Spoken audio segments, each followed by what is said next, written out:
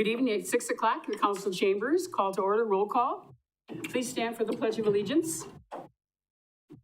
I pledge allegiance to the flag of the United States of America and to the republic for which it stands, one nation under God, indivisible, with liberty and justice for all.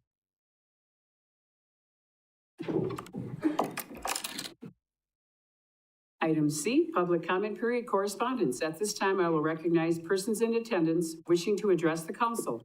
Upon recognition by me, persons may address the council, first stating their name and address.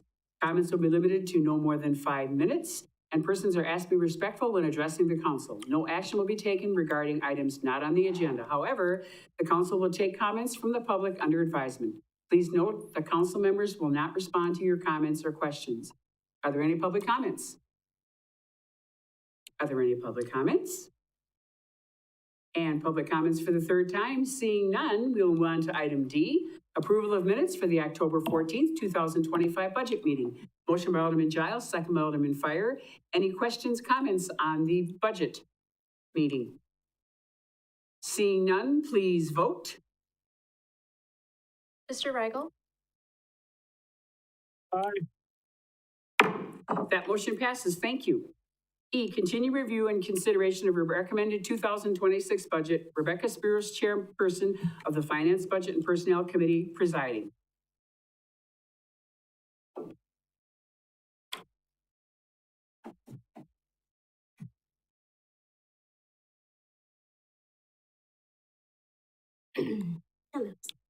Rebecca?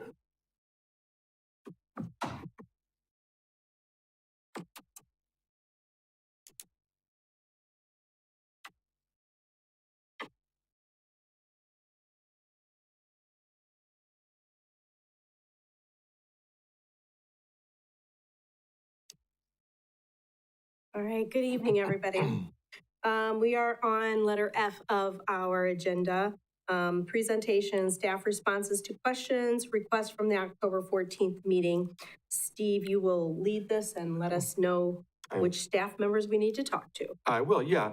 Well, first of all, this meeting, every time we get to this point every year, we have two things that kind of get commingled here. One is an update from staff on some usually minor adjustments that need to be made administratively, things we've learned, things we've become aware of that need to be factored in or tweaked in some way.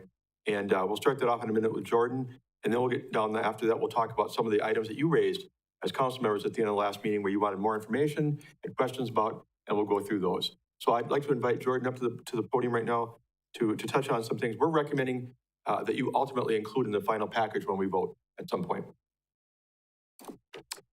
Good evening.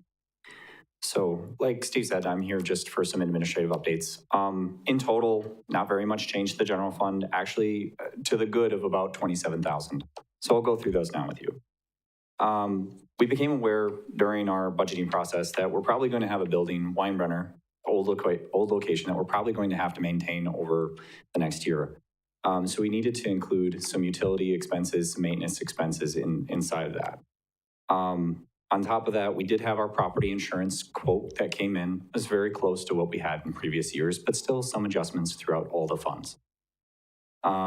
Weights and measures, we were trying to adjust the professional services inside of development services, and we realized we kind of cut out 10,000, so we had to bake that back in because the line item kind of included it within inside of one. So we separated it out and have to add back in the weight measures services from DATCP.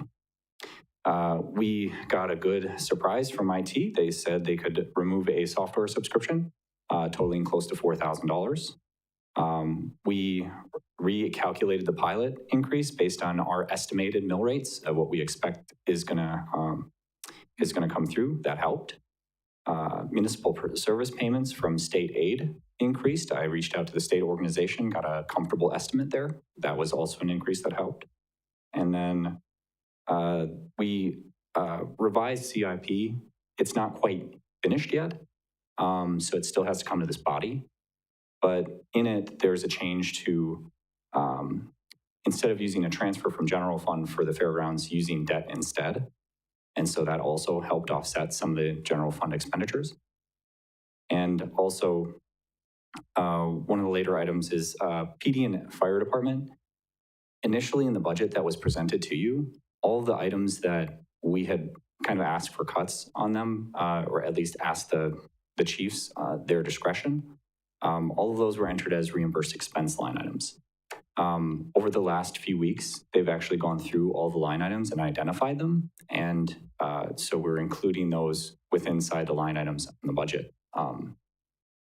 And lastly, not included in this roughly $27,000 was a good surprise for health insurance, which came in 1% underneath what was expected. So we were expecting a 2.6% increase. It's actually 1.6%. That's absolutely stellar. So that's all I have. And this would be, if I could jump in for a second, this would be the list that we gave council, I think fairly recently, right? Yes, this would have been today. Thank you, Jordan. Steve, how do you want to do this? Do you want to see if there's questions? Yeah, I'm certainly, yeah, no, I think it's a good Okay, thing. Yeah. so any questions for Jordan on the part that he just presented? Okay, we don't see any yet. All right. Okay, the next thing I'd like to do is call Jennifer up. One of the things that was mentioned is whether or not we could look at the wastewater utility as a potential source of revenue for budgets, whether that be now or in the future. And she's looked into that a little bit and she's got a report. Good evening.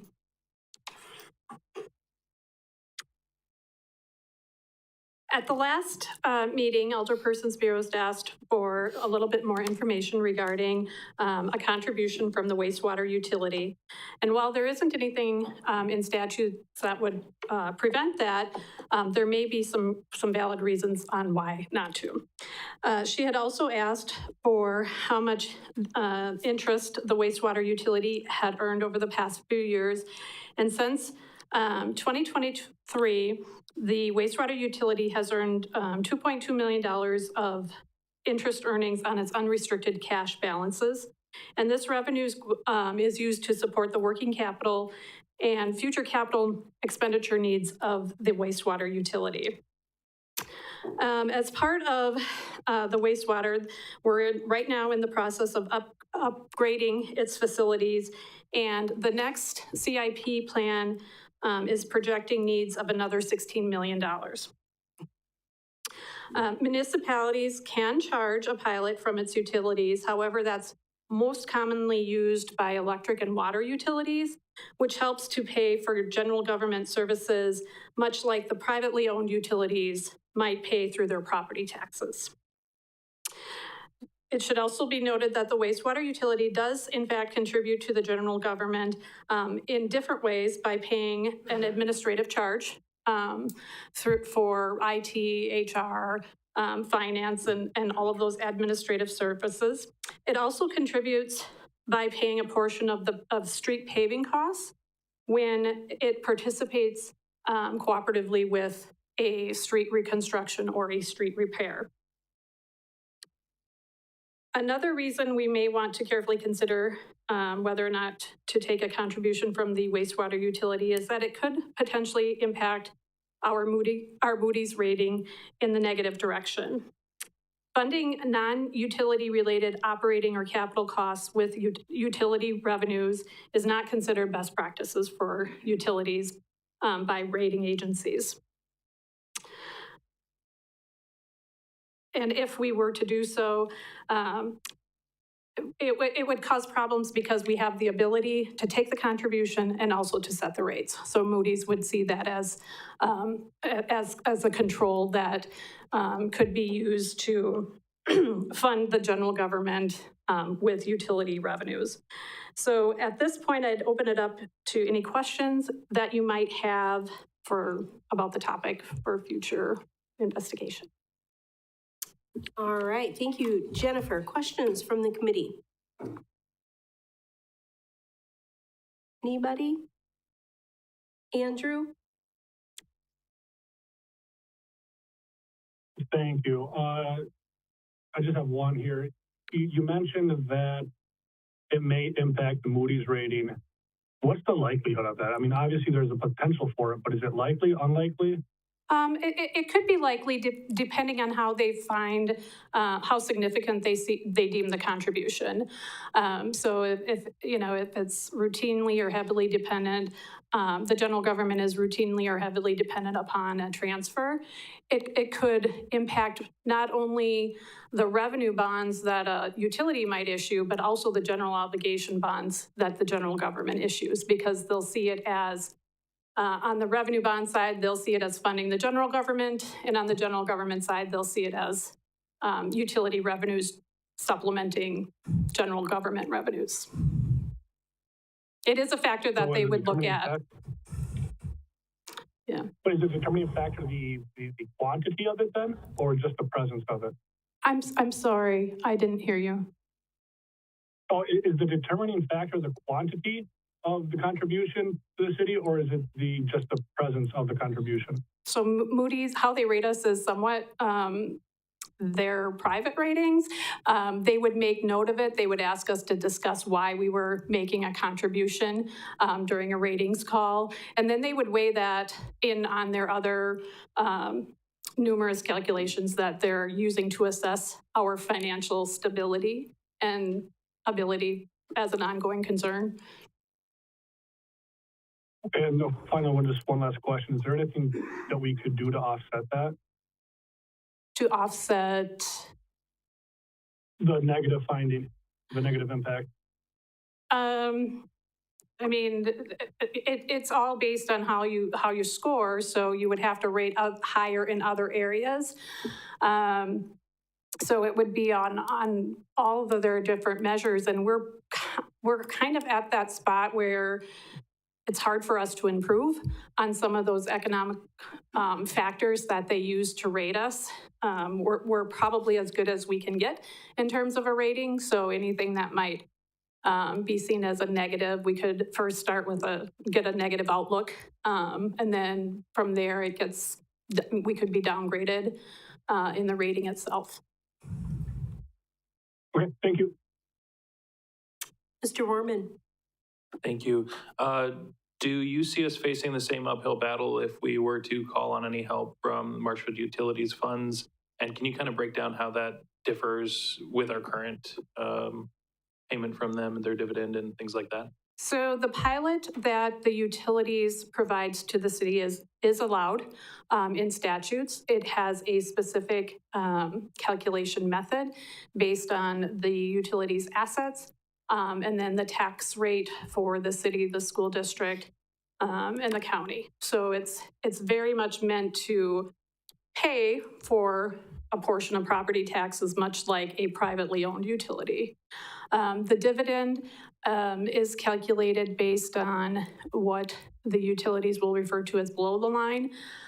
So they do not factor in their interest earnings into their rate cases. It's not something that the PSC is annually or regularly monitoring, so that they're more controlled at the commission level rather than being regulated at the PSC level. So if we were to take any funding outside of the current pilot and dividend from the utilities, would we face the same potential risk of? You would. Okay, thank you. Does anybody else have any questions for Jennifer?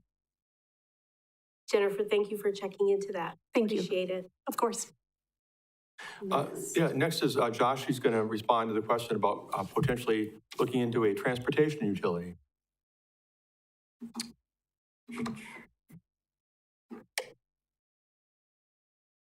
Give me 1 second here.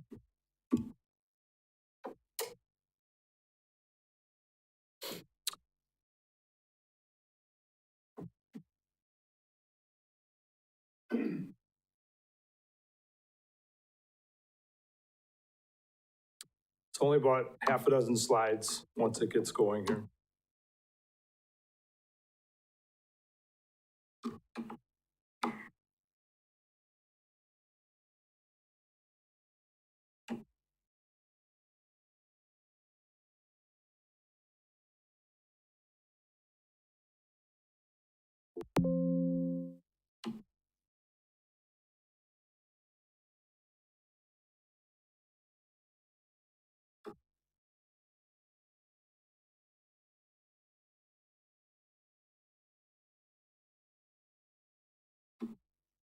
All right, sorry about that. So Alderman Varsho had asked for a high-level overview of a transportation utility. So what is a transportation utility? Transportation utility is a funding mechanism for local streets and related infrastructure. It would treat the city's street network similar to a sewer water main or system, where property owners would be charged a fee based on their estimated usage or demand rather than property value, meaning we would look at number of trips for a typical 1 and 2 family home versus somebody like a larger retail or commercial establishment would obviously have more trips, and the fee would be, proportionally weighted. The advantage of a transportation utility is that money would be dedicated for maintenance, operations, and capital improvements of streets. Here's the bad news. Wisconsin statutes do not explicitly authorize a transportation utility fee. And more recently than that, in 2023, the Wisconsin Supreme Court ruled that transportation user fees are considered unlawful tax and therefore subject to property tax levy limits. So many communities that have established transportation utilities have since put them on hold. Wisconsin Rapids is one of those. It's still on the books. It's still an ordinance in their municipal code, but they have not charged that since 2023. So alternative funding sources may be more legally defensible. Here's a slide of several communities that have had or had considered transportation utilities that are now on hold. Appleton, Green Bay, Neenah, Oshkosh, Wisconsin Rapids, and a few others. So what are these other financing options that could be considered? First, I'll just compare it to what a transportation utility fee would have done. That would have been the least impactful to residential properties, how that cost would be proportionally shared with commercial and industrial. Special assessments are something we do right now. Generally on any project, a portion of those project costs are assessed to the benefited properties along that project. Properties usually aren't charged very often. They might see a project once in their span of ownership of that home, but their costs can be significant and take 5, 10, up to 20 years to pay back. A wheel tax or a vehicle registration fee is another option. The problem with that one, in my opinion, is it almost all falls on residential properties. That's based on vehicle registration within the city. And so most businesses don't have registered vehicles, so most of that cost falls back on the residential properties. The two other options really are increased borrowing, subject to the city's borrowing limits. And that's, again, based on property value, not based on the number of trips you might generate. So lastly, higher property taxes are another option. But again, we're tied to levy limits, and that would require a referendum to exceed levy limits. So some considerations would be to really continue our long-term street maintenance and reconstruction needs, evaluate our current funding gap and revenue projections, investigate the suitability of, and I'll say the other tools, seeing how transportation utility is not really allowed, and then really monitor any legislative or judicial developments in regards to transportation utility. Lastly, I did want to give you an update on the stormwater utility. We were notified this morning that we received a $75,000 grant funding for 50% of the cost of the stormwater feasibility study, which we had talked about probably a little over a year ago, maybe earlier this year. So that we were awarded this morning. Just on a good note, those are allowed. Any questions about transportation utility? Any questions from the committee? I can't see anything from Andrew. I can't see him right. Andrew, no? Okay. All right, thank you, Josh. Okay, continuing on. Councilmember Tompkins had requested a report on the communications utility, and staff has done some looking into this. Jordan has done some particularly good work looking at some of the financial data, and we've met and discussed it at staff level. Actually, Jennifer and I were in a conversation at the end of last week with Nick and Patty from Marshfield Utilities about this topic and went through it a little bit. Here's kind of what I can say. It is true that the fund balance in that utility has increased a fair amount in recent years. It's also true that compared to their annual operating expenses, the fund balance is pretty high. On the flip side, Nick has indicated that when they do incur some additional expenses, which are anticipated at some point down the road here, related to maintaining the system, that those will be potentially fairly high. I mean, there could be some expensive maintenance work that needs to be done on the system. In talking with our IT director, it kind of feels maybe that what we're paying for an annual fee is probably somewhere in the ballpark of what we'd probably pay if we had to pay elsewhere. So it's not like we looked at it and said that we're necessarily being massively overcharged for what we're getting. The question is, I think in part, whether or not as a utility and connected with the city, if the city should perhaps get a little bit better of a deal from its utility provider than what we're paying currently, especially with the idea that there's an annual increase charged to us every year. Our thought as staff is that there's more to look at here, more analysis to do, and more conversation to be had. There may be some possibility here. We're probably not talking about big money, but there may be something we want to ask for out of the utility with respect to the amount we pay annually, especially with the increases that we experience. But we would suggest not including that in this budget as a potential revenue item, because it needs to be baked. Whatever comes out of this, it's not anywhere fully baked at this point, if there is anything to be pursued ultimately. All right, thank you, Steve. Mr. Werman, go ahead. Thank you. I actually do agree. I don't think there's any way we'd be able to get it in this budget. I think it needs to be a top priority. I know I brought it up last time that, as they are a city-owned utility, that's like pulling all that money together for the city. So when I hear that there may be potential costs for them coming up, just kind of echoes in my head, like there's potential costs for us. We've been saying it since January that we were going to be in a deficit this year. If we all had that money together, that's something we could have planned for. And instead, we're kind of doing it in separate pools, and that doesn't really feel right. So I think we probably won't get it in this budget, but it does need to be a high priority the moment we walk out of this. Okay, thank you. Anybody else? I have a few questions. What is the fund balance? Ooh, I do not have that at my fingertips. I saw that earlier today. I was curious about what the fund balance is, what were the expenses to maintain it that Nick had mentioned, and what do we pay annually? Do we know those numbers for any of that? The amount we pay annually, I believe, is somewhere in the neighborhood of $45,000, isn't it, roughly? But I don't know the current fund balance. I think we may have been told that. I think Steve Jordan maybe trying to see if he's got an estimate.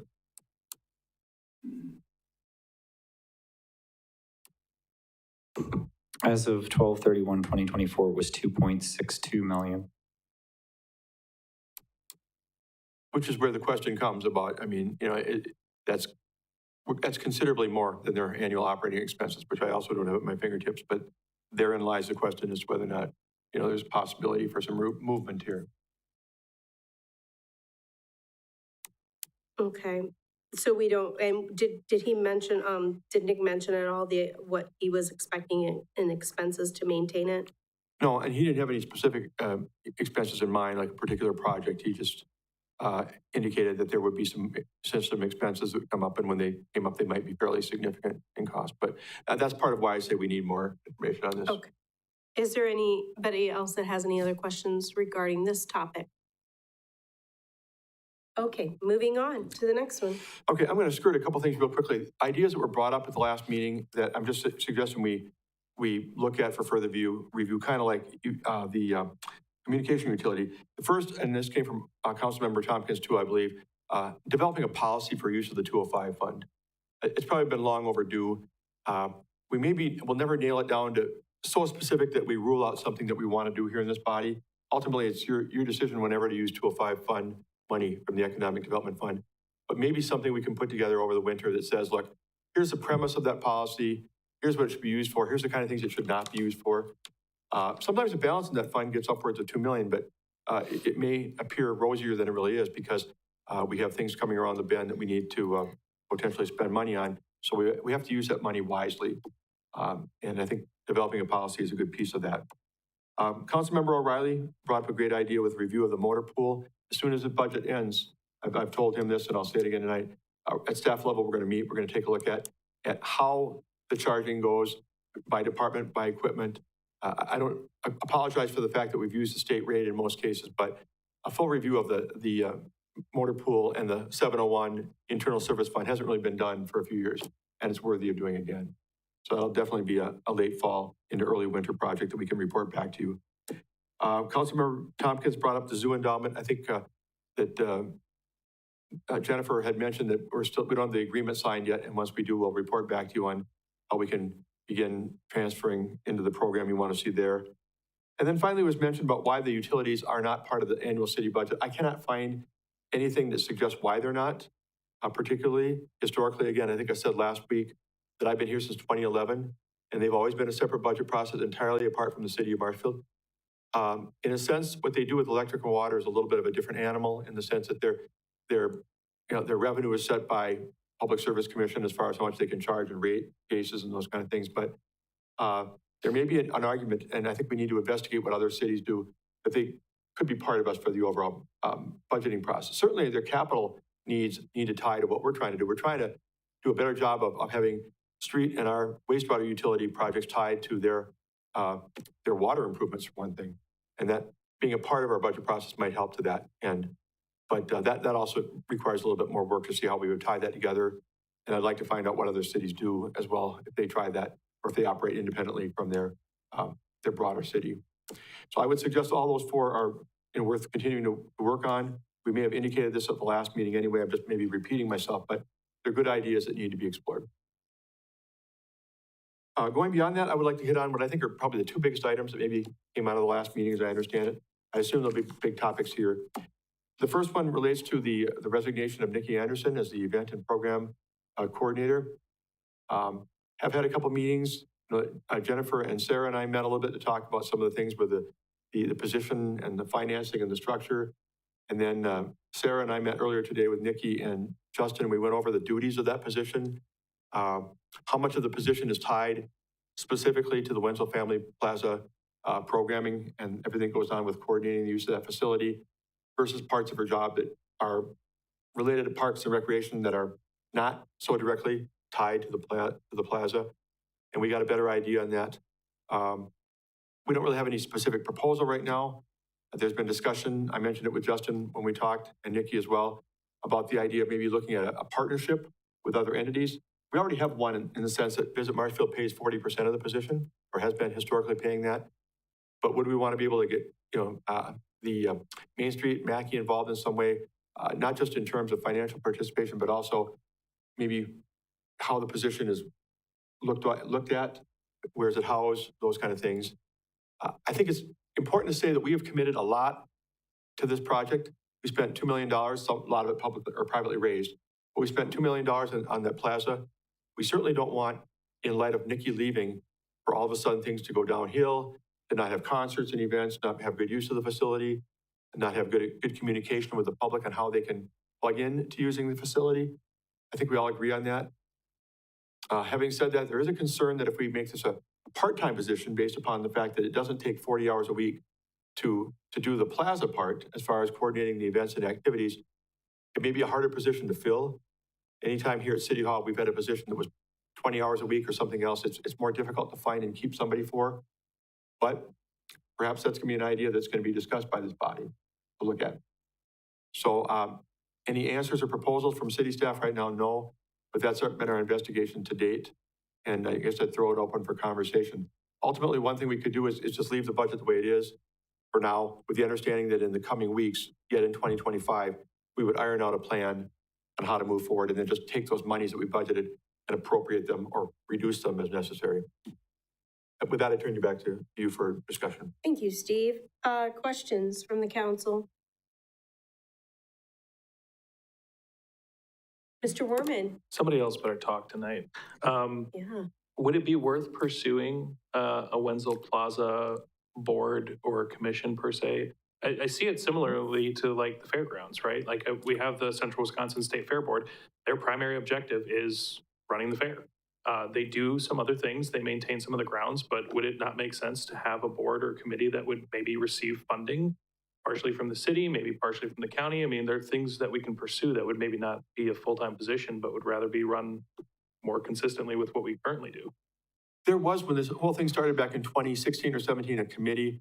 It was a little bit more loosely formed than the kind of formal commission you're talking about with the Fairgrounds Commission. And as a result, I don't think it worked real well from an understanding. I've talked to Justin about this, earlier today, and he was part of that, and Nikki was as well. And that's why after a couple of years, it came back to the city. But if it was a more formalized commission that was overseeing it with representation, from this body and elsewhere, there may be some merit to the idea. Any follow-up, Derek? Anybody else? I'm going to weigh in a little bit on this. So I understand, that it could be hard to fill a part-time position, but I feel like if we move forward with this position, which personally I feel like we should just leave this on hold for right now. But if we did, I would be more apt to do a part-time position that would cover the 40% that's already being paid for.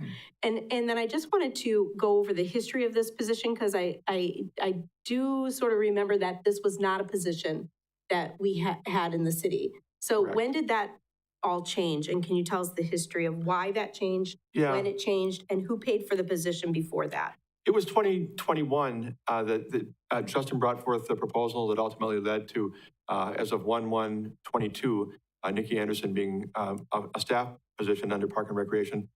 Prior to that, the city and Visit Marshfield were both paying 50%, I believe, of the cost of that position. Main Street's role was to be sort of overseeing the person. I don't think they didn't have a financial role. They it was thought that because they're so intimately involved in what happens downtown and they've got a great stake in it, that they would be having the role of sort of being an overseer of the person. And then when 1/1/22 came, we made it a staff position with the current breakdown that we still have today. 40% Visit Marshfield, 40% the 205 Economic Development Fund. We used to say EDB, but we don't have EDB anymore. It's still the same fund. And then 20% from the Park and Recreation budget in general.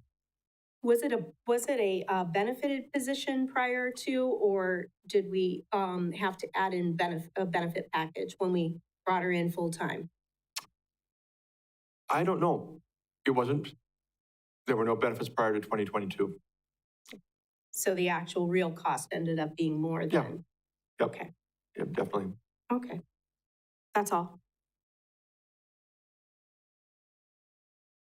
Anybody else? Mike? What is the total cost for that position? I don't think anybody's ever heard exactly what we're dealing with. I don't have it at my fingertips. I would guess it's in the neighborhood of 100,000 with full benefits, but I should have that as I sit here. I apologize. I actually don't. Can look that up. Get back to you. I'm not by looking over that way, guys, I'm not expecting you to have it at your fingertips either. Don't get me wrong. That would probably be a guesstimate though, I would think.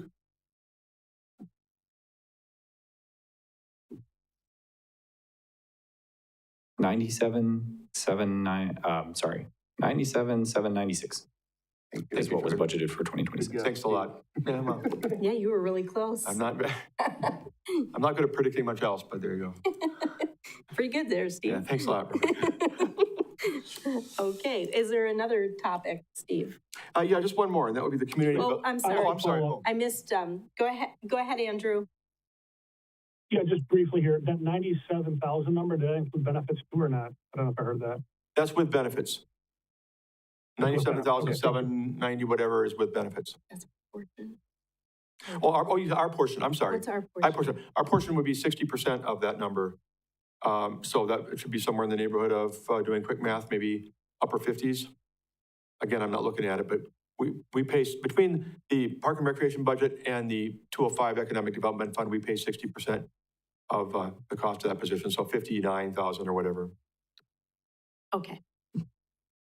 Any other questions? Okay, next one. Thank you. The only other item I have for discussion here is, or for presentation as a report, is on the Community Development Director, which I know there's great interest in seeing that position filled. It's been vacant since effectively vacant since March of 22 for the most part, except for a very short stint. Again, we've estimated full pay for a year with benefits of $160,000, fully loaded. One of your options clearly is to have no change and just continue to leave the position unfunded. It's currently not in the 2026 budget as I presented it. Another one would be to insert this into the budget either full year or part year. You know, one of the things you've seen in the budget so far with two positions is that I've inserted it into the budget, but only to begin on April 1st or May 1st. In other words, not a full year, partly because, you know, saving money, clearly that's what I was trying to do. On the other hand, the thought of even getting somebody for those positions before April 1 maybe is hit and miss anyway, but that's an option for you as well as we look at trying to bring this into the fold. As far as potential funding sources, what I'm going to say is not rocket science. I mean, you look at monies we're spending now on economic development. We spend $35,000 roughly, maybe right in that neighborhood, for an economic development consultant. Right now, Cedar Corporation, Josh Miller provides those services. We have in the budget currently that you have before you that was approved. Well, the items were approved for the budget by you guys.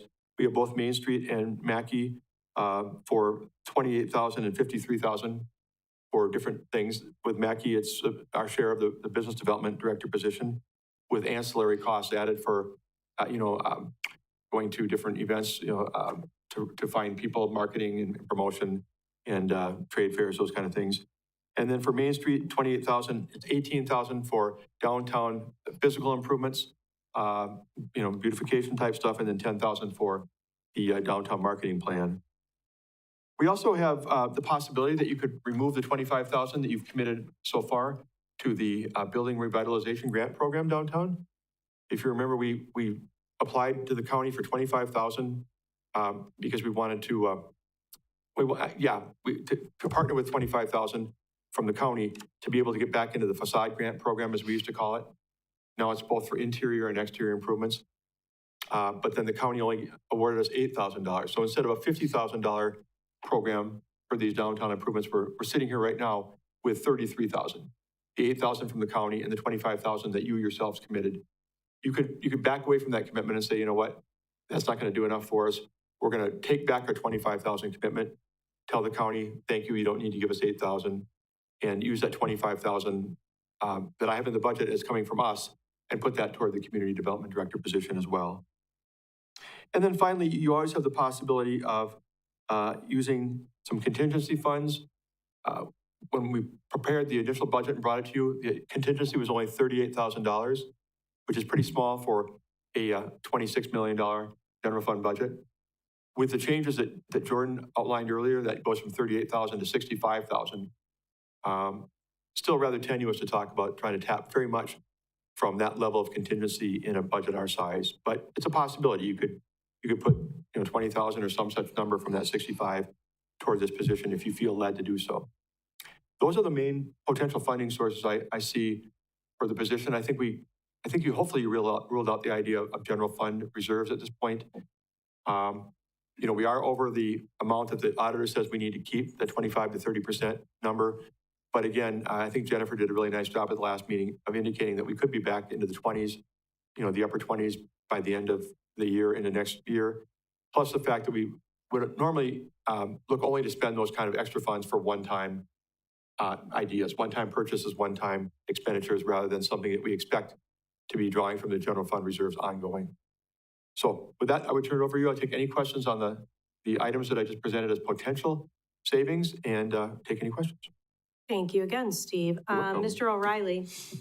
Thank you. I was just curious, when you had Nick in the office, there were any discussions about potential helping fund a position like that? I know that's come up in discussion before, and it would really soften the blow. Coming from where? Marshfield Utilities. Oh. If that's come up in any discussion. No, not really. I mean, one of the concerns we have is that they're telling us not to expect a dividend for the next 3 years, which is painful enough. But as far as combining with them in some way, shape, or form, yeah, we haven't really gotten to that. I apologize. I think we probably are going to do that and haven't. I know they want an economic development person themselves, and this would be a way of hitting that. That's a great point. The other thing I do want to touch on, though, that we did look into, that Jennifer looked into a little bit, I think she mentioned it at the last meeting, and that's that there's a potential of using some tax increment financing dollars from our active TIF districts to put toward this position, as long as we can clearly demonstrate that the position is going to, in fact, be working on projects that relate to our TIF districts. Then you can say, you can allocate money from, let's say we're working on projects in the new TIF District 12, where we have the certified site, and we can demonstrate that there's a certain amount of time being spent on that. We can then make a transfer of money to the general fund, equivalent to what we anticipate that to be. But utilities is still an item out there. Ms. Tompkins? Thank you. How much are we spending a year for Cedar Core? I estimated $35,000 is about what it is. And our contract with Vanderwall, is that a project contract? We pay a certain amount for the project? Yeah, you're going to be seeing that at the next council meeting. They're looking to re-up that because they've kind of run out of the end of this phase and they're looking at the next phase for 2026. I think we estimated somewhere in the neighborhood of 70,000 for their work on that, roughly five to 6,000 a month, depending upon what they're working on at the time. So we paid for phase one. Right. And phase one was to get developers? Is that what phase one was? I'd have to look back at their work plan. Phase one, yeah, there were a lot into phase one, including Weinbrenner work that they've been doing, all along here, but trying to meet with property owners, look at options for development, try to see if they couldn't find ways to maybe try and incentivize people to look at other options for their property if they were considering selling. There's a lot of other things on the work plan. I just don't have it in front of me. Okay. When we have people working on TIFs, for instance, if Cedar Core works on TIFs for us, do we take part of that money that we give them and charge it to the TIF that they're working on? We do. Yeah. In fact, what happens is, and this happens with the city attorney as well, when I get a bill from Cedar Corp, I go through it and make sure that everything that's tied to one of our TIF districts, we break it off and code it to the appropriate TIF district. So when I say 35,000, I'm talking about general economic development work apart from that. But there's probably another, who knows, 15,000 or something that ties to specific TIF districts that we can charge to those accounts. Okay. So when I look at various things that we have, 35,000 that we're spending on a consultant, even if you added the entire Mackey position, like we're still not getting enough money for that position. Okay, thank you. Yeah, not those two together. Derek? Thank you. My caution would just be that there's going to be a ramp up period, no matter who comes into this. So we can't expect that this is going to be an immediate savings. So assuming somebody gets hired, we're still going to have fees that are going out to consultants and various other groups until they can get well adjusted in the role. My question was going to be, do we need to, as a body, reevaluate the role description and title and maybe adjust what our criteria would be instead of, maybe that brings it down a little bit. Maybe it makes the window a little bit wider for people to get in. Maybe we need to reprioritize what we're looking for as an employee. I think it's a very wise comment, very wise. And we've talked about this somewhat at staff level. We've talked so much in this room about economic development. If you look at the current job description, it's broader than that and not as heavily focused on that topic. And so I think reviewing that job description is a key part of whatever we do and saying, what does this body want to see from this position before we talk about launching into it financially and otherwise? I would concur with you. Anybody else? Okay, so that's a lot to think about. No. Oh, Mr. O'Reilly, go ahead. Thank you. I was just out of curiosity, the 160,000 that would be budgeted for that position, is that entry level? Is that senior type position? Do we have any kind of barometer for that? Well, it's a director level, and I think starting is probably about 110 or 115 or something like that. I don't know, but then you tack on the expected family health insurance and WRS and FICA and all those kind of things, and you get your way up to 160 pretty quickly.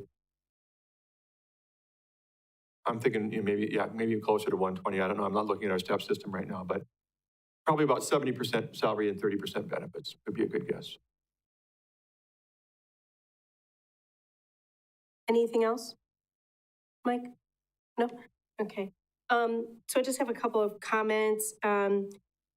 So when I added this up, I'm taking off maybe 10,000 still to Main Street to cover for the planters. The total came to 131,000.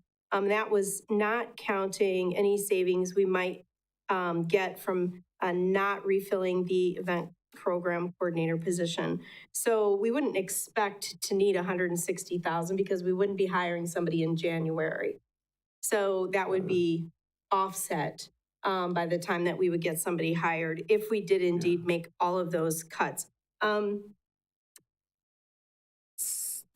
That's just quick math. So I'm just wondering, how do we deal with, I know with like the consultant, the contract is that a monthly and we can get out of that at any time, correct? Yeah, it's like the one we've had with Bryce's company, SEH. We signed for a year, but it's based upon the fact that it's time and materials. So the minute we tell them we're done with time and materials, we're done getting billed. Okay, and then what about the Mackey position? How is that? Is that something that you can get out of and, you know? Well, we don't actually have a contract. We just have an annual commitment to them for what they do. So, I mean, like this last year, we didn't even start till April 1 because there was the issue of funding and they were going through a transition in the position. It's not a written contract per se. How do you pay it? Do you pay it all in one lump sum? Do you pay it by the month? How do you pay it? No, we pay it quarterly. We get an invoice along with a report from the business development director on what they did during the past quarter. So paid quarterly, Yep. okay. So both of those could be adjusted and gotten rid of if we find somebody. Yeah.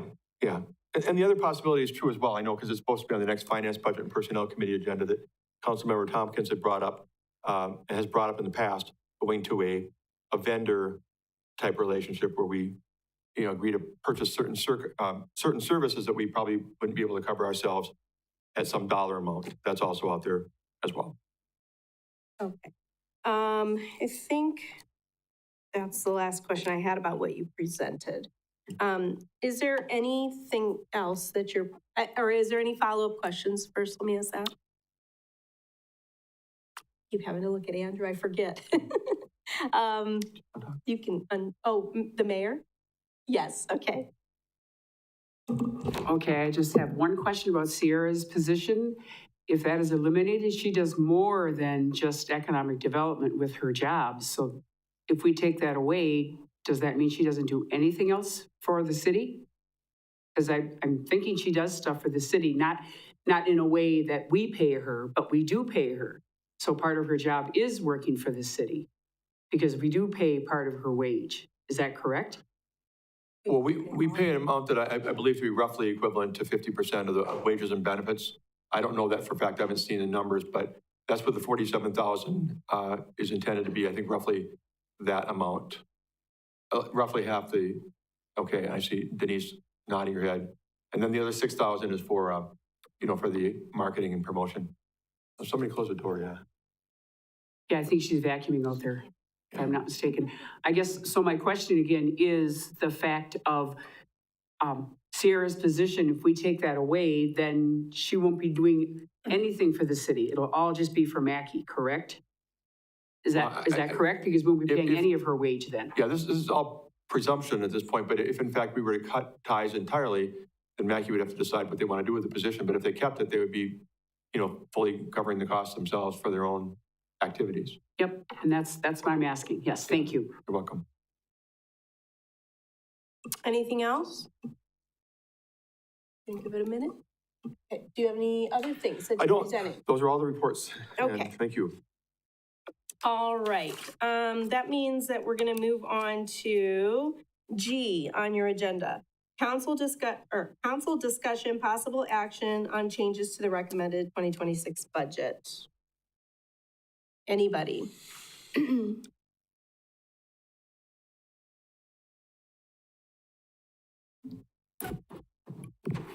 Mr. Giles? Yes, Mr. Bark had mentioned about the possibility of taking out the 25,000 for the downtown revitalization. And I think, it's not a big help, but I think maybe that's something we should look into taking out for this budget, especially considering we were only getting 8,000 on the return, so. Okay. Before I call on you, Ms. Tompkins, if you don't mind, is there anybody who wants to talk about what Mr. Giles just brought up? Mr. Giles, would you like to make a motion? I would like to make a motion to remove that $25,000 from the budget. Okay, we have a motion. Is there a second? I will second that.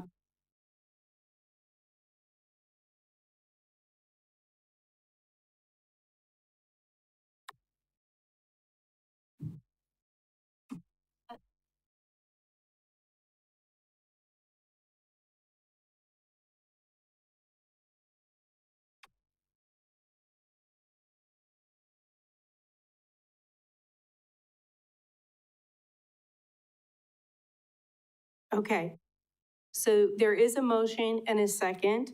And that motion is to remove the $25,000 for the building revitalization program from the 2026 budget. right.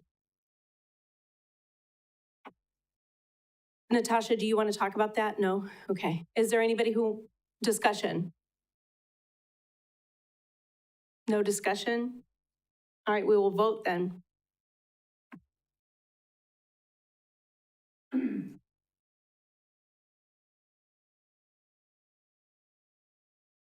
Mrs. Spiros? The mayor marked it for me. Okay, it wasn't. Mr. Rigel? I was instructed. Aye. That motion passes. Okay. We'll let that board clear and then we'll go to Ms. Tompkins, I think was next.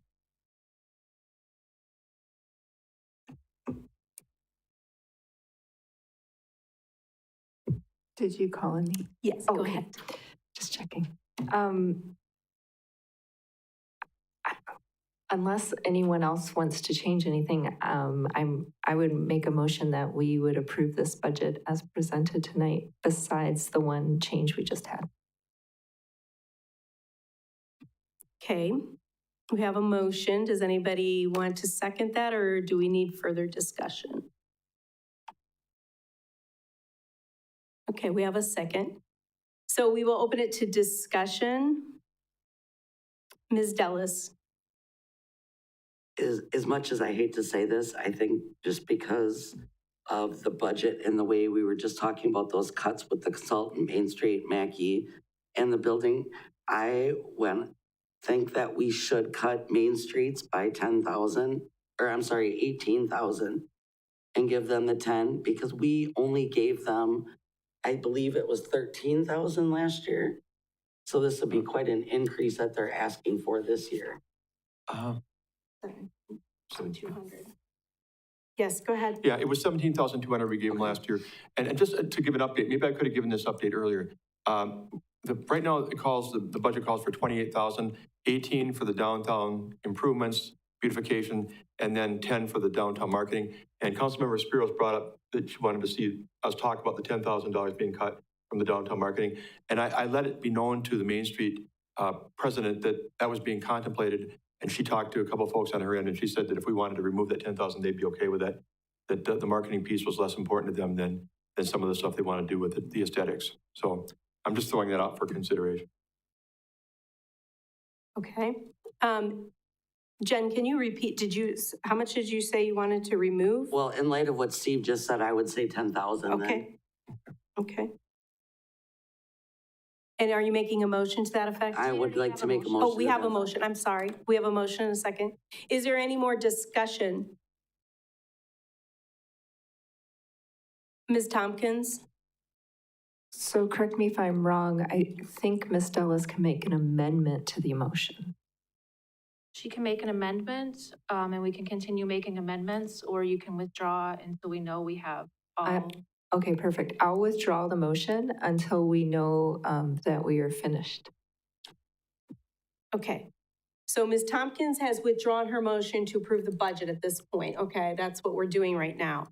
Do we have a motion yet on the Main Street? Or was that just discussion? I'm sorry, I'm confused. Okay, we do. We have a motion in a Wait, no, second. that's an old one. Oh, I'm sorry, that's an old one. Okay. Sorry, when we do them on the fly, I have That's to add okay. them as we go. We'll give you a minute here.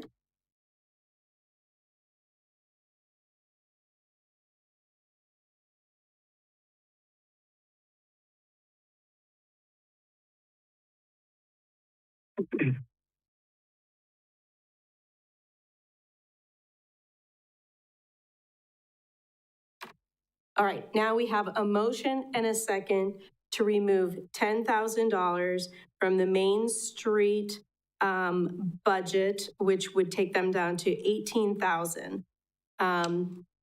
Is everyone clear on the motion? Any discussion? Andrew, go ahead. Thank you. This, I guess, applies to this and some other past and future motions, but this 10,000 that we cut, where is that going to go? The general fund, contingency? Well, it's money not being expended or transferred from 205 Economic Development Fund to the general fund. So, I mean, it's two different pots, but it ultimately becomes kind of similar. It frees up space in the 205 fund if you wanted to do something else. But yeah, that's where it would come from. Okay, and then one last question here. Where do we leave off with the discussion of the Economic Development Director? I don't think that's been discussed here, so I'm not sure if there's going to be a motion regarding that or not. There's been a lot of conversation. Oh, no, I was just asking, 'cause, right, was there any kind of, not consensus is the right word, but idea floated out there? 'Cause I know we talked about 160, and then Ms. Spiros had mentioned possibly getting close to that. We didn't really come to consensus on that, is that correct? Well, yeah, I'm speaking for myself only. I'm not sure if there's going to be a motion here on that topic or not. I'm not sensing it at the moment, but there could be. I definitely did agree. No, that's fine. Yeah, go ahead. Yeah, I just wanted to make sure that I had the answer on the straight. You didn't miss anything, if that's what you're wondering. Right. Thank you. Mr. Varsho. I took Mr. Weirman's comments of Mr. O'Reilly, reevaluating that position and changing the job description, job title, that we would do something like that in January, not something for this budget time. Right. And looking at what we're doing here, $25,000 cut here, $10,000 cut there. Miss Anderson's salary of $59,000 being cut. When we get into January, we have a new description of that. Maybe we have a different salary. Then we're looking at $115,000 of cuts that we have sitting there, that we could possibly open that up and try to hire somebody. Well, and certainly I'll just say this, any money that you're adding to contingency with these cuts or to giving us some flexibility does open the door to revisit different possibilities on those things as well later on too. So yeah, the door could always be relooked at. Having said that, I know that, I'm speaking for Justin here, even though I can barely see him back there. Hi, Justin. But I know he'd like to have some direction sooner rather than later in terms of where we're going to take the coordinator position. But yeah, we can take a look at it as, go ahead. Well, it's up to. No, go ahead. That's fine.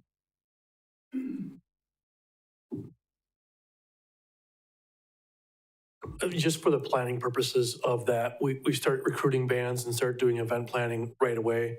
She's already going to set up the Wild Wednesday events, which take place next summer, but she also starts recruiting bands and setting them up. So by mid-spring, we're pretty much locked and loaded by March. So there's just not much time after the first of the year to kind of get rolling. So if we're going to make a decision, if it's not to fill it, then that's the choice. If it is, then we need to move faster than that. Justin, is she staying with the department until the end of December? December 1st. December 1st, okay. And I would add to what Justin said, I think we should get going pretty quickly on it. I think that the key issue is probably going to be what kind of funding plan and who participates, and maybe there'll be some savings for us as a result of that. But yeah, I don't think we want to get into 2026 without having an idea where this is going, because they're going to need to start making those plans, getting those bands booked and those activities loaded onto the calendar. All right, I'm going to bring it back around to the motion that's on the floor, which is Main Street, the Main Street budget. Is there any more comments regarding that? Okay, can you repeat the motion, please? The motion is to remove $10,000 from the Main Street Marshfield request, allocating $18,000 to them for the 2026 budget. All right, everyone is clear on that? We will vote. Go ahead and vote. Mr. Rigel, Aye. All right, that passes also. Okay. Anybody else have any other further motions they want to make or talk about any other topics? Go ahead and, Jen, go ahead. Just out of curiosity, and I'm getting confused a little bit here with everything that we've been talking about. Did we decide on what we're doing with Mackey? There's been no motion or no vote at this point. Okay. Ms. Tompkins? This is a question for Jennifer. If we don't have a position in our budget, and then we decide in January that we have funds for it, does that change our economic restraint calculation? It would not. If any of these cuts that you're proposing tonight affect the general fund, I would just increase what's in contingency to offset that. So instead of it being at the salaries and wages account number, it's at the contingency account number. So the overall, the total amount of the budget doesn't change. Mr. Werman, go ahead. Do we need a motion to include the changes that Jordan presented earlier in the night? Yeah, we do ultimately, and if you're poised tonight before this evening is over to send it to public hearing in November, I would want a separate motion to incorporate those into the updated budget, yes. I would like to make that motion now. All right. Do I need to be more descriptive than incorporating the changes? No, Jordan? and that was a good catch, Sue. Jordan, can you quickly go up and remind everybody what those changes would include in that motion? Just make it a real quick one. Yeah, so roughly $27,000 decrease in expenditures or $59,000 increase in general fund revenue, $32,000 decrease in expenditures. A lot of things related to Weinbrenner, insurance, PD, FD allocations, software reductions that we found, and a variety of other items that we had with, property insurance that came back. So, Jen, do you have any follow-up for him? Okay. Does anyone else have any follow-up? Okay. So we have a motion. Oh, Andrew, I'm so sorry. That's okay, it's hard. Oh, that's a second. Oh, I'm sorry. Okay. Okay. Okay, we have a motion and a second on the floor to include in the budget the changes that Jordan just explained. Any other questions about that motion? All right, we will vote. Mr. Rigel, Aye. And that motion passes. All right. We'll let the board clear her because it gets a little confusing. I'm going to give her a second. Sorry.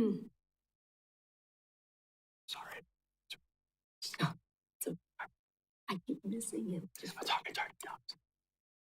It's hard because it's not. I know. Okay. Is there anything else from anybody?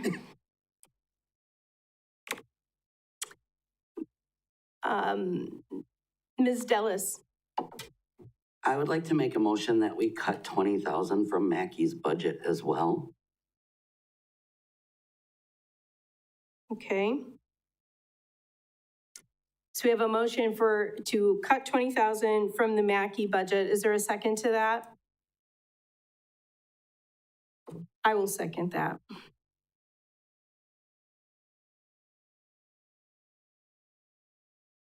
We have a motion and a second. Ms. Tompkins.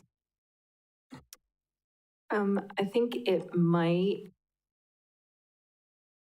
be more productive to really have finance, budget, and personnel look at what tasks we can't do with Cedar Corp,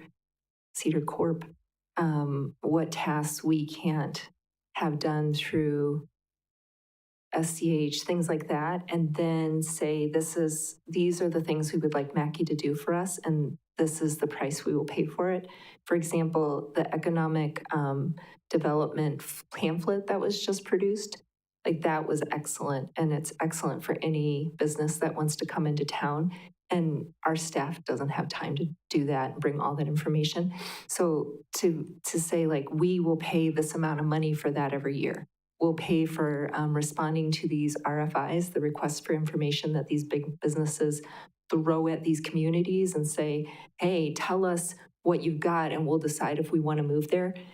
Pay Mackie to do those for us. So I think before just like taking the money out, I think it might be better to really go through finance, budget, and personnel and say, with staff, and say, these are the specific tasks that we can't do right now, and this is how much we would like to pay Mackie to do these tasks for us. Okay. Any other comments? Mr. Warman? Yeah, I voted no on the last cuts, and I'm going to vote no on this one too. I know that we met about this as a body a little while ago, and I know things can change, but at the time we had agreed to try to pursue the next year to see if we could make this agreement into more of what we wanted out of this and continue with the funding and then readjust next year if we didn't hit the goals that we were intending to hit. I know our strategic planning got pushed off, but given that I want to maintain that, I think we should continue those relationships, so I will vote no on these. Okay, anybody else? I'm just going to make a couple of comments. I won't give up my seat because it's going to be very brief. I can hear all of this, and what I am concerned about is this constant push things out until the next year, or push things out until this, push things out until this. We do this every single year. We sit in these desks and we propose cuts, we propose ways to save money because we're not going to get anything more in taxes other than $66,000. And I just caution this council that you delay things an awful lot. Every time we have a budget, it's always a delay. Delay this conversation till next year. Delay this conversation till next year. Eventually next year isn't going to come. We're going to be out of money. And that's all I'm going to say about that. Any other comments? We have a motion and a second on the floor to remove $20,000 from the Mackey budget. We will vote on that now. Mr. Rigel? Nay. That motion fails. You can count it. 7-3. Yeah. Okay. We'll wait for the board to clear again because it's just a little bit easier.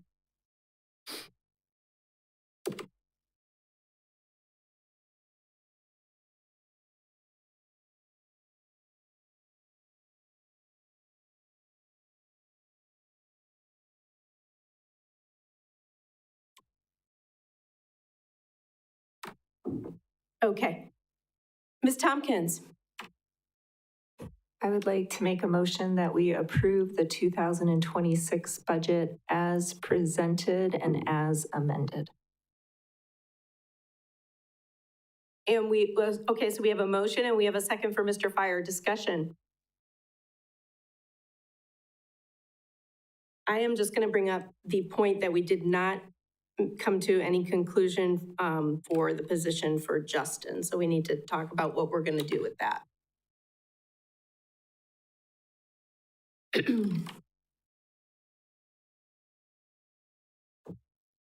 Mr. Andrew Rigel. It's so formal. Thank you. Just for clarification on Mr. Casperson's position there, has the ship already sailed? If the position's vacant as of December 1st, and we need to get someone in here prior to March, is it really going to make a difference at this point? And it's not meant to be a catch-a question. It's more of a, am I understanding that correctly? Well, you mean financially as far as the budget? As far as effectiveness, because if I'm not mistaken, I don't want to put words in his mouth, but you made it seem like most of the work's done up front. And if it takes us, let's say, 2 months to hire someone, and the work's already done, or the time to do the work's already passed, doesn't make a difference.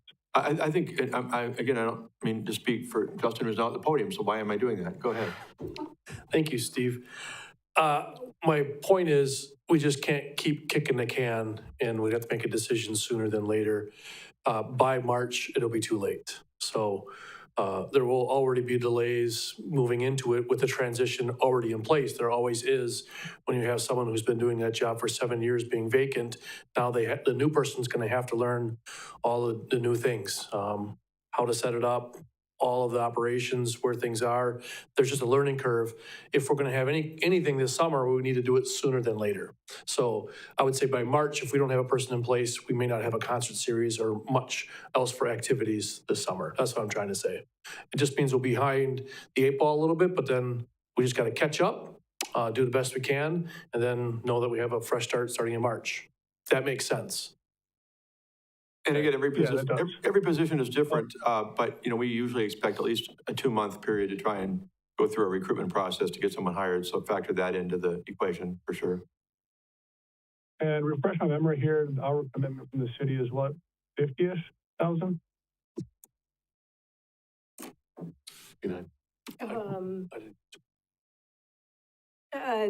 We pay 40% of a $98,000 total. Yeah, I'm sorry. I wasn't processing your question for some reason. It's been a long day. Yeah, I would 60% of the 97,000 is probably right around 58. Yeah, 60.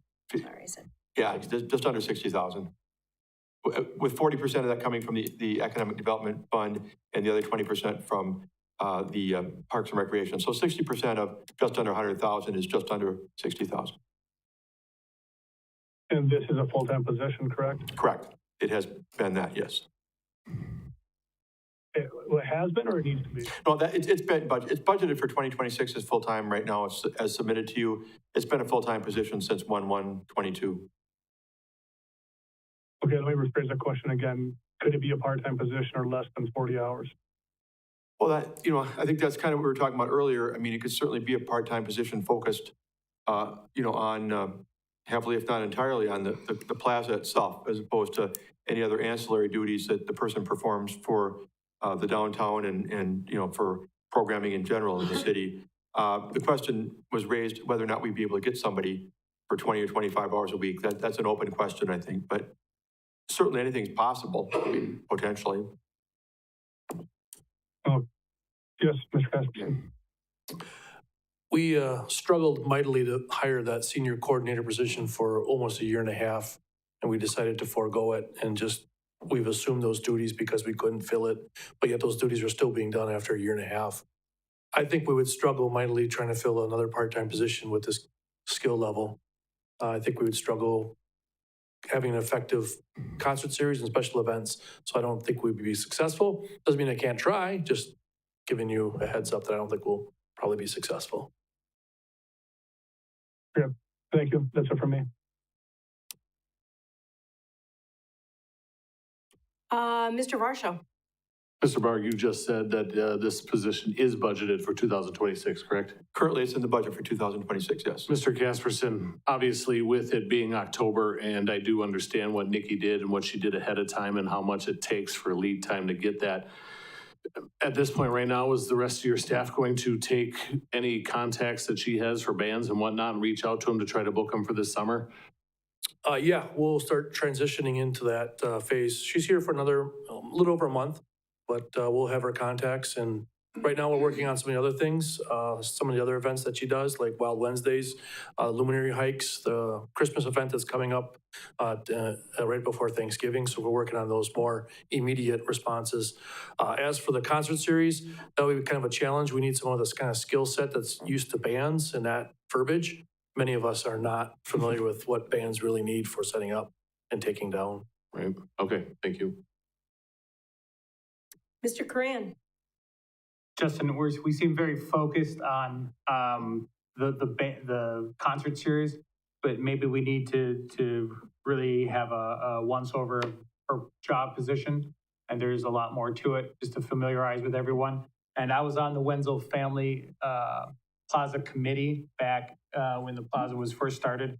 This was a very difficult position to fill. We had a candidate or a director that lasted, just a few months? 6 months. Yeah, this is not an easy position to fill. And I think we have to look at it as what are the other job responsibilities, and maybe you want to refresh our memory, because I know the job description I read was quite long. Yeah, one of their main focuses has been the development of activities in the Wenzel Plaza, just purely based on the amount of investment that the community put into that place. That was the emphasis, and it always has been and always will be the emphasis of trying to attract activities and events down there. Besides just the concerts, it's the liaison with like the church services groups that happen on Sunday mornings, whether it's yoga in the park, whether it's the kickoff to summer, whether it's functioning or promoting or programming that plaza fountain. They're responsible for that. It's for the care and upkeep. It's for like the food trucks and where they can plug in and how that is. A lot of that stuff can happen without Nikki, but that person, that liaison or that logistical person was Nikki. She's the one who was always that conduit between us and Main Street, us and Mackey, us and Visit Marshfield. She was that helpful person for Hub City Days, Dairies Fest, trying to kind of answer those questions. We can take those all on, but it'll be much more of a challenge or a burden, and it won't be very smooth because we don't know a lot of the answers. So most of it is trying to promote events and activities down there through these other partner agencies. So it'll be lost with Nikki having those connections. She's on 2 committees for just Main Street. I think she's going to try to stay on those committees even after she leaves here, just to stay involved with the downtown area and the downtown businesses. She still has a passion for it. Unfortunately, she has a better opportunity than the city, which I just cannot believe.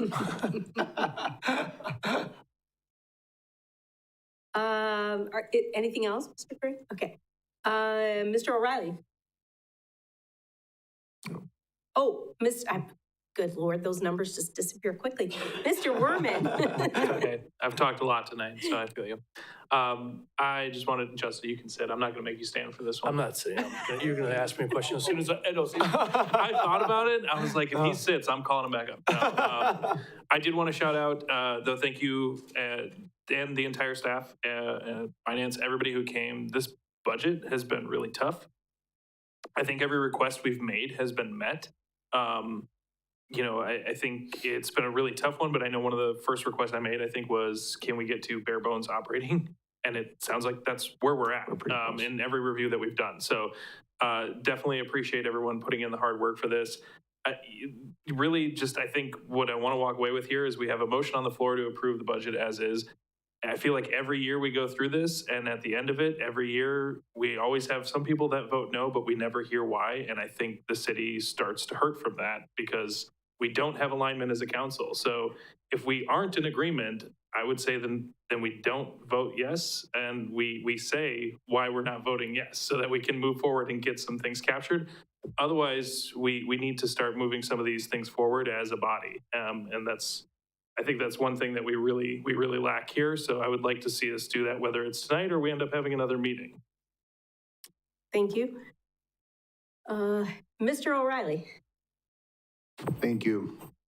I would just like to have a little bit of discussion about, we have a lot of things that we've talked about looking at coming up within the next couple months, beginning of the year. Wouldn't it make more sense to take the budget from Nikki's job and put it in contingency? Because that way, if that position is funded again, it's easy, just put it back into that account. But it kind of screws things up if you decide to do things a different direction. It's already in a budget for a different department, and it just doesn't make sense. So I don't know, I'll make an amendment to basically remove that portion of it and put it in contingency just until those decisions are all made and go from there. But it won't let me. Okay. Okay. So there is an amendment to take the full amount that we currently invest in the position of event and program coordinator from the parks budget and put it into contingency as a holding spot until we can get whatever hired. I mean, am I correct on that? amendment? Yeah, basically, I mean, we've talked about stuff with Mackey, we've talked about economic development person, we've talked about eliminating some of the stuff for our contracted help with Bryce. And I mean, until you get those things figured out, I don't think it really makes sense to keep it in that budget when you can just pull it back out of that budget real easy if that is the decision that was made. Just Okay.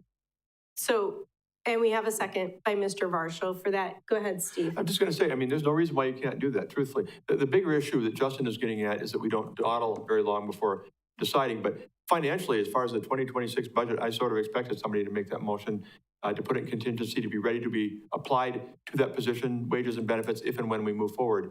But again, I would like to see this be a high priority for the next few weeks, trying to figure out where we want to take this as we get toward the end of 26 and into, or 25 and into 2026. So he doesn't wonder, where this is going to go. Ms. Tompkins. So I just need some clarification. What's the difference between leaving it in the budget and then if it's decided this is a part-time position or something, then okay, we already have it budgeted as opposed to putting in contingency? What's the difference? Yeah, it cuts both ways ultimately. I mean, I suppose you could repurpose it. Yeah. If you decided that you didn't want to stay with the same model, you could repurpose some of the money through a budget transfer to some other thing. It does. Eventually, you could play that game either side and end up where you want to be. That's a good point. I can't argue that. Mr. Coran. Just for clarification, once it goes into contingency, it would take a budget resolution to come back out, and that's 7 votes to get it back out? That is true. And we went through that with Mackey last year when they were wondering whether or not they were going to be having funding assistance from the city for the business development director position. That's a great point. It's a higher bar, and I'm glad you said that. That does lend itself more to keeping it in potentially and then deciding later on if you don't want to do it, or repurposing it for something else. I feel like I'm being a good extrovert and thinking out loud now. Not very well, apparently, but I'm thinking out loud. Ms. Tompkins. I would rather just leave it in the budget, have the meetings that you guys are planning to have, knowing that it sounds like from the council, we have some talk of maybe making it part-time, but really hammering that out. It's already in the budget, and if they decide, oh, this could be a part-time position, well, then we've got this extra money that can go into contingency. But I don't think it would be helpful to have to go through a whole budget resolution while we're trying to do a job search. So I just think that's putting too many barriers for this position. And if I can, and realistically, given the conversation we're having right now at the council level, the likelihood that you're going to be increasing the budget for that position is not great. You're going to be looking at maybe slightly reduced hours or more likely getting some funding from other places to help supplement. So I don't disagree with you at all on that last comment. Mr. O'Reilly. Thank you again. I guess what I was getting at, if that money is going to be budgeted into Parks and Rec at this point. So if we do cut it back, how is that money coming out, or do we have to do another budget resolution no matter which way you do it? Because if you're only doing a part-time position, it's the same thing. Where, I don't know, to me, it makes sense that if we don't know that that's the position that's going to be there, it's still in the budget. Yeah. I mean, it's still accessible money, but it just doesn't make sense to me, so. Okay, I think I understand what you're saying. So I have a question about that, because I think that there is an issue with, we see this too with projects, if they come in under budget. I mean, it's the same sort of thing. This money is sitting in that department's budget, but we don't have a policy to transfer that back to the general fund. Not automatically, we don't know. So if we decided to hire this a part-time position, there is no policy that would transfer the remaining funds from the Parks and Rec back into the general fund. No, and they would be able to use the money for another purpose in that department, provided it was within some of the things that you hear us talk about from time to time. Which is a policy that we lack and should have. I'm not, in my opinion. I'm not arguing. I'm just processing the thought. Ms. Tompkins. Okay, so I just have a question for Jennifer. This money, $20,000 30,000 is coming from the Parks and Rec Fund, 40,000 is coming from 205 Fund. If this becomes a part-time position, the 30,000 that's suddenly left over, where does that money just not get transferred from the 205 fund, or does it not? What happens with that 30,000? So you would have to then shuffle the pot and tell us what funding you want to use. If you make this a part-time position and it costs roughly $20,000, you can say, I'll just use general fund money and leave 205 money alone. Or you can say, I'd really like to use 205 money and leave the general fund. So you would also have to tell us if you want a different distribution of how that position is funded. And would that require a 5-5 vote, or would that require a 7-10 vote? I guess I'm not sure. Depend like where we budget resolution, What- so you what- need yeah. 7. If you're doing it after the fact, it would need 7. If you're doing it as part of this budget, 26 budget, it's just the simple majority. And if you were doing it as part of this budget, you have to do it by November 25th when we have the public hearing and the final vote on the 2026 budget. So it'd have to be a decision made in the next 5 weeks. Okay, so are you saying that either way, if this position changes, there will need to be a budget resolution? You could end up that way depending on when it's hired, how much, and where you actually want the funds to come. If we were to do a priority, we look at, when we're looking at transfers, if there's an underspend, we might transfer less from that transferring fund. But if that's not the way you want it, then we have to put it in the budget as such. Okay. So for clarification, though, there is 20% of that already in the parks budget. Well, the whole thing is coded in the parks budget as an expenditure, because that's how we pay it. What you're also looking at is we get revenue to offset that, 40% from 205, Right. 40% from Mackey. But the total expense itself is currently budgeted as a salary in 101. What you also have in 205 is a transfer expense, which is what you're saying, maybe I wouldn't want to use that. So it would be the 205 that would be budgeting less expense, and then the general fund getting less revenue. And I think where you're headed with this is, would there be $20,000 or some amount of money in the Parks and Recreation budget that you're thinking probably shouldn't be there anymore if the monies weren't being used for the purpose? No, I'm just trying to figure out where all the money is. Oh, okay. Yeah, I was just Okay, trying to get okay. clear All in my right, head. sorry, No, it's okay. Because it's gotten really, convoluted. yes. And maybe this is a topic you want to, revisit, either at another budget meeting or at the public hearing.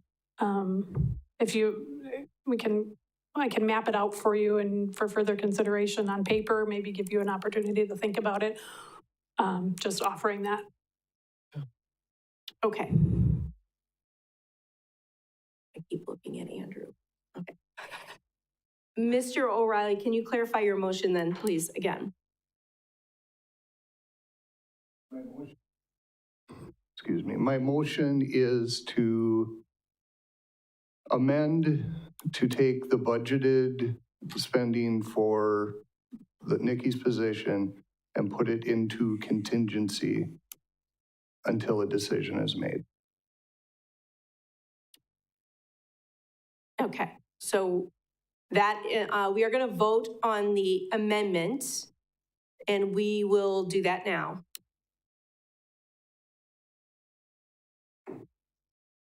Mr. Rigel? Nay.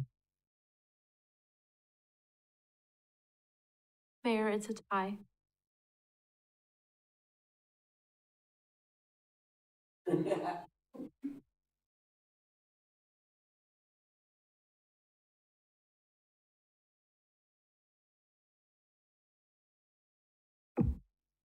I'm going to say leave it as it is and do not put into contingency because of that heartburn with the Mackey position. At this point, we don't know what's going to happen. How can we hire somebody? Oh, maybe the money will be there, maybe the money won't be there. So I'm going to vote no.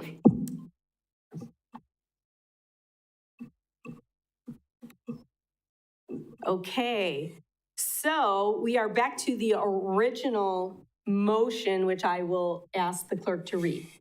Because I forget.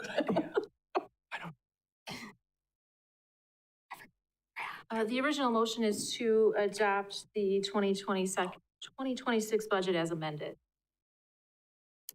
And the Okay, amendment being the changes that Jordan had mentioned, the removal of money from Main Street Marshfield, and the removal of the $25,000 downtown revitalization grant.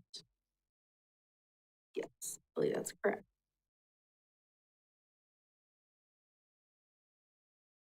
Mr. O'Reilly. Oh, okay, wait, okay, hold on just a second. We're gonna let the clerk figure it out here. That's the motion. Okay, okay, good. All right, is there anybody who has any further discussion to approve the budget? Okay, thank you. This is like the big finale, Jen. Maybe. Maybe. Maybe. Unless somebody has anything else they want to talk about. Anything else? Let me check everybody. Going once, going twice. Okay, so we have a motion and a second to approve the budget as presented with all of the changes that were made today. So we will now vote on that. Please vote. Mr. Reich, sorry.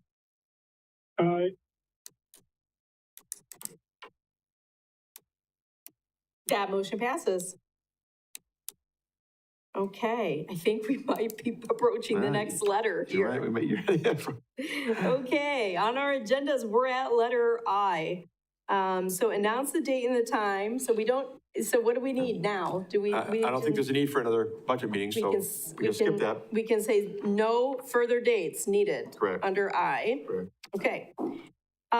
J, set the date and time for the public hearing on the 2026 budget, Tuesday, November 25th, 2025 at 6 p.m. if appropriate. Is And there that any would, changes? and that would be the beginning of a regular meeting. So that's at the regular council meeting night, yes. Okay. We have a motion and a second. So any discussion on the date of that? No, no? Okay, good. All right, please vote. Mr. Reigel? All right, we have a 10 to nothing there. Woo-hoo. I will take a motion to adjourn from Mr. Giles and a second from Mr. Coran. All those in favor, or please vote. Mr. Reigel? Aye. Mr. Fire? God vote, Mr. Fire, or you can't leave. We'll make you up a cot here to stay. You're under arrest. All right. We're adjourned.